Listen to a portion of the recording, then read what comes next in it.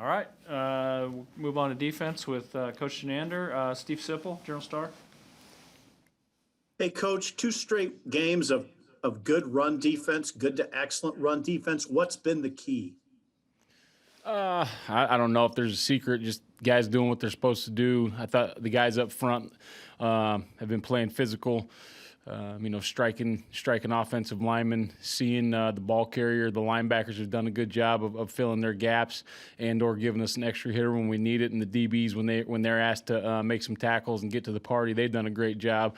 So I think it's just a matter of everybody executing. And everybody, I guess, feeling a little more comfortable. There's no excuses to be made, obviously, in any season. But, our team, we didn't get bowl practices last year, and there wasn't a spring practice this year. So, we're improving. We're continuously getting better, and that's not an excuse for earlier in the season. That's just we're getting better as a football team, offense, defense, special teams, and I think it's showing up the last couple of weeks.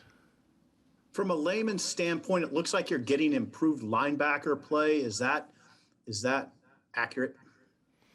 I thought those guys have done a pretty good job all year. Losing Colin was a big loss, but Luke has stepped up and played pretty well in his absence, and then Nick Henrich moving back in has played some good reps for us, and also Garrett Snodgrass has given us some really good reps in games. So I think those guys have done a nice job. Barrett's done a really good job coaching those guys up, and they're steadily improving, and they keep getting better every day. Thank you. Mitch Sherman, The Athletic. Erik, you've got five fifth-year seniors, DeSmuke, Boodle, Miller, Doman, Stilley in the starting lineup here, and then Honus and Williams are also seniors. What traits connect those guys for you? What traits connect them to each other or to me? No, as far as you see it, what traits do those guys have in common? Oh, I think they're all just guys that, first and foremost, they picked to come to Nebraska for the right reason. They love Nebraska. They love this university. They love playing here. The fan experience. They love football. They're guys that have embraced the process, and it hasn't been an easy one, and it's not nearly over yet, and they know that. And these guys have continuously paved the way. They've kept at it. They've had a great attitude. Everything you could ask for these guys. I wish for them success. Could have came a little earlier in their career, obviously, and I hope we get a chance to get them all back and coach them one more time.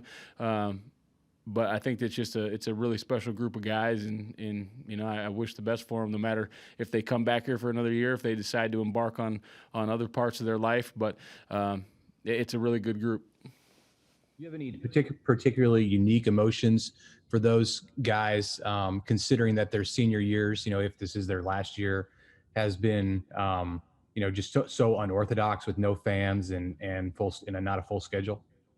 Yeah, I guess, I was kind of thinking about that the other day, and it's a blessing and a curse. It's bittersweet, however you want to say it. It's a weird situation that this had to be their senior year. For some of them, it might be, a blessing, because I think a lot of those guys have a chance to, maybe come back another year and have a really, really good final campaign, whatever the year would be for them. Or other guys may want to choose to do something else. But like I said, I hope I get them all back. But it's a weird time, because it's real football, but it's almost like it's like being on a different planet. Sometimes we're on our own little bubble. We don't see too many other people. I know when you're a college guy and you're playing Big Ten football, part of that is walking around campus, and you get a little notoriety, and you're probably people around town notice you and those type of things. And part of the best, one of the best parts of playing in Nebraska is the game day experience in Memorial Stadium, and those guys didn't get to experience that this year for their senior year. So that's, some of those things are hard for me to, I guess, just hard for me to understand with those guys that they missed out on that part of the deal. And I hope they, like I said, I hope they come back and get to have that part. But some of the really, really special parts, especially about playing at Nebraska, were taken away from those guys. But they banded together as a team and a group, and they got through probably one of the strangest times in their lives, certainly all of our lives, but certainly for a 20-year-old or a 21-year-old, it's something that's been unprecedented. So I got to commend them for that. Brian Christopherson? Hey, Eric, what was the challenge when Miles Farmer suffers that freak injury before the game even starts for your guys to just go on from that, and also just, I guess, your feelings towards Miles and the injury and losing him for a while? Well, I guess first things first, when the injury happened, the first thing that I think everybody was thinking was we need to take care of Miles. It wasn't about the football game or what are we going to do without him. It was, let's take care of him. My feelings toward Miles, just like all the guys, I love him. I love him like he's my own. And that hurt me really bad to see the pain that he was in, and not the physical pain, just the pain that he kept saying, I just want to play football, coach.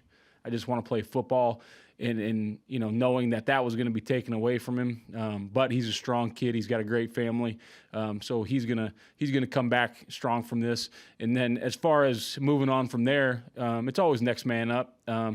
You hate to lose somebody, but it's next guy up, and we have good guys. Noah Pola Gates is ready to roll.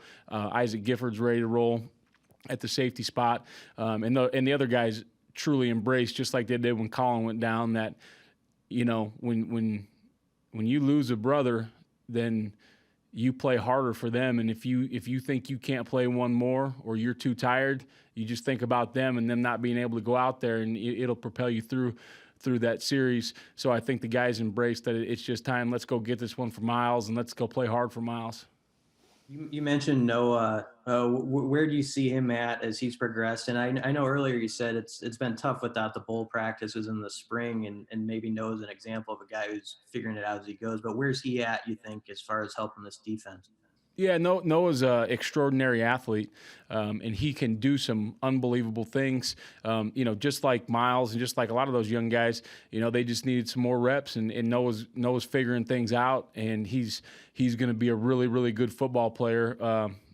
For the Huskers for a long time. And we talked about this year. For a guy like that, this year, may have been a huge blessing because it, quote unquote, doesn't count eligibility wise. It definitely counts as far as football, but it doesn't count eligibility wise. So for him to get a whole more season of reps and to get a little game experience, and just to get all those reps being up with the ones and twos, I think that's going to serve him very well as he moves forward in his career. Thank you. Parker Gabriel, Journal Star. Eric, when you guys first got here and got the job, and you're watching film on the guys you had back, what did you think of Stilley? He'd played some outside linebacker in 2017 as a redshirt freshman. So what did you make of him, and how have you seen him, grow into being a guy that can play anywhere along your defensive line here as a fifth-year guy? Yeah, I mean, when we first came in and watched him, obviously he was played multiple positions before we got here. Talked to him, and he felt more comfortable with his hand in the ground, which at that point in time, he was a younger guy, and he's done a really good job of developing his body, developing his skill set. I really, truly believe that his best football has been played in the last few games, and he's going to continue to get better. So like I said, I hope we get him back for another year, because I think he's on the verge of having a big-time breakout here. But he works really hard at his craft. He studies a lot of film. He helps the younger guys. He's a great kid to have on the team, and I just think that he's done a really great job in developing himself, his body, his skill, everything that you want him to do over the past 3 years. Sean Callahan, Husker Online. Hey, Coach, I know stuff like this doesn't always show up on a stat sheet, but how good of a job did JoJo Domann do on Rondell Moore in that game last week for you? Yeah, JoJo played a good football game. And like you said, sometimes when you're blitzing him and those types of things, then TFLs and sacks show up. And sometimes when you're tackling Rondell Moore for 2 yards on a slant, that doesn't seem like a huge play, but that's a humongous play when one of the better players in the Big Ten is averaging whatever he got per touch. But I thought he played a really good football game. He played sound defense. He played assignment defense. He didn't bust out there. And I thought, to be honest with you, the whole secondary, JoJo at nickel, and then Deontay and Markel and Cam and DiCaprio, I thought those guys played really good football last week with clean eyes. They played with good technique, great assignment. They tackled well, and they made plays in the football. So I was really happy with that whole group. And then Mo Ibrahim, the running back for Minnesota this week, he's the leading rusher in the conference in terms of yards per game. What are the challenges he presents for you guys? Yeah, I think you just kind of said it, but he's a heck of a back. He does really well in their system. He's going to get the ball rolling downhill, and then I think he's got a great feel for what they do in the run game, what he's reading, what cut he needs to make. He can bounce the ball outside. He can also make that jump cut on the backside. He's going to test leverage of all of our defenders, and he's going to be really hard to tackle. I got a lot of respect for him. I think he's a really, really good football player. And their offensive line is a big physical unit too, along with their tight ends. So that's a big challenge this week is going to be, stopping the run game, tackling Ibrahim, and just, bottling up this whole run attack that they have. But I got a lot of respect for what they're doing up front in the run game. 2 more quick ones for Coach. Andy Kendi, KETV. Coach, how much do you bring up last year, or do the guys just know what happened last year, and how much better prepared physically are you to match Minnesota this year? Yeah, I think you always walk the fine line of you got to talk about it. How much is motivation, and then how much is hurtful. But it's been talked about. It'll continue to be talked about. But you're always walking that line. Physically, obviously, I think we're in much better. I want to say shape, but maybe not shape is the word. But our guys are stronger, more physical at the point of attack, more ready for this type of football game. And last year, even though Minnesota had a good plan and they did some really nice things, a lot of it was self-inflicted wounds also. So those got to be cleaned up. Eyes got to get cleaned up in the back end, which I think Coach Fisher's done a great job with that. And then we got to tackle. Last year, you got some of the big runs that are contributed to team leverage, team tackling, people being in the wrong spot. So we've just got to continue to tackle. He's going to get a couple yards. Everybody knows that. But we've got to hold this thing down, and we've got to tackle this guy. We've got to hit him at the line of scrimmage before he gets started. But I think we're in a good place. All right, finish up Chins with Sam McEwen, World Herald. Hey, Coach, I know you don't love disclosing it, but I was just curious if Casey Rogers got a black shirt for his play in the last 3-4 weeks. He did not.